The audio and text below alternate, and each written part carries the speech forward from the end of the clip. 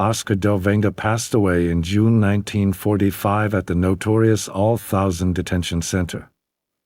It is believed that he met a violent end, likely beaten to death by his Polish guards. Even among the most brutal Nazis, he was despised for leading a murderous group of degenerates, and his actions throughout his life were filled with unspeakable horrors. Born on September 26, 1895, not much is known about his early life. The most relevant part of his background is his military career during World War I. At just 18 years old, he joined the army as a private and rose to the rank of lieutenant, earning the Iron Cross both first and second class for his conduct. After the war, he led 600 men of his company from Romania to Germany to avoid being interned as prisoners of war due to the fear of communist uprisings.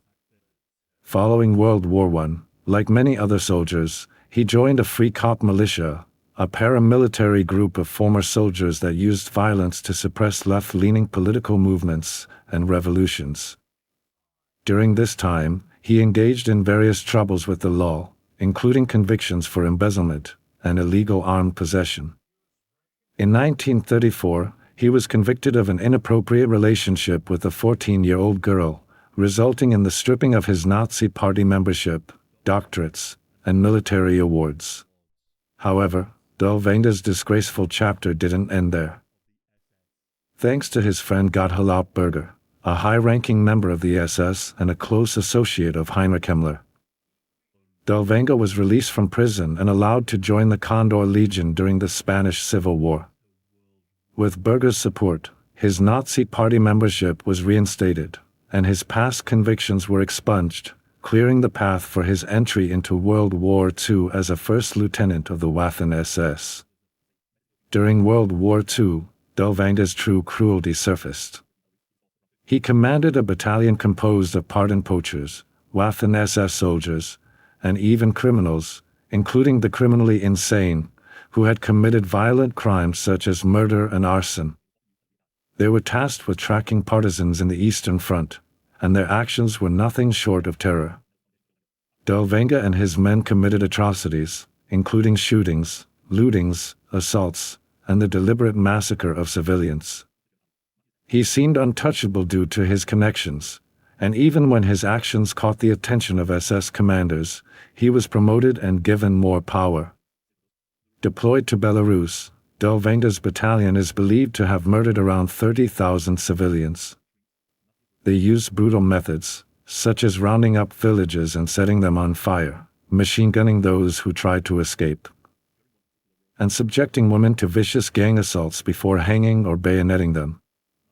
As the Red Army advanced, Dirlewanger's battalions served as a rear guard, but their history of massacring civilians left them ill-suited to face the enemy soldiers. Despite his reckless leadership that caused heavy casualties for his battalion, Dirlewanger received medals and commendations for his actions.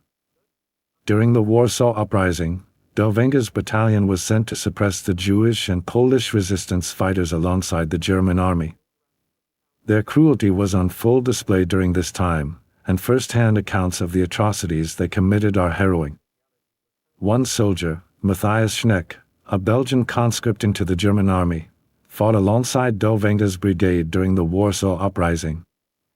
His testimony provides horrifying details of the brutalities perpetrated by the battalion.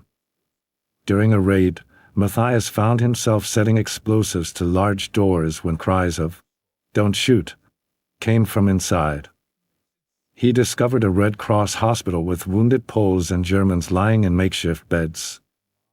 Despite the pleas of the nurses, Dirlewanger's soldiers went around smashing the skulls of the wounded with their gun butts, killing both German and Polish patients. On another occasion, Matthias witnessed a gruesome spectacle organized by Dirlewanger himself. The nurses were stripped, badly beaten, and led out into a square.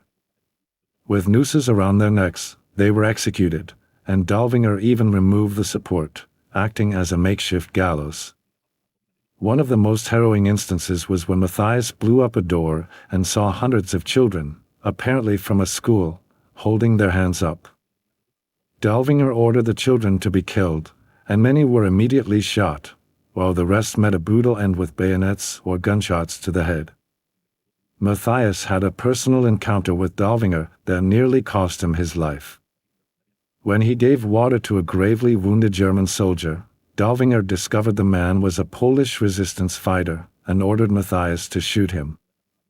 Unable to follow the order, Matthias was saved from execution by an army officer who intervened.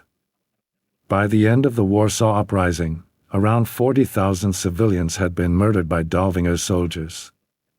Shockingly, he was promoted and given command of a division of 4,000 men, along with the Knight's Cross.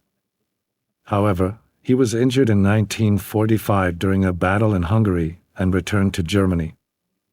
After the brigade disbanded, he went into hiding. Dirlewanger was ultimately found by French forces and identified by a former concentration camp inmate. He was transferred to Ostrelsen, where he likely met a violent end at the hands of his Polish guards. Despite his horrific crimes, the Dirlewanger division has become a symbol embraced by some neo-Nazi and alt-right groups. They display the unit's emblem of two crossed hand grenades on message boards, t-shirts, and even as the symbol for a Ukrainian paramilitary group. These soldiers were not the glorious Aryan super soldiers portrayed in propaganda.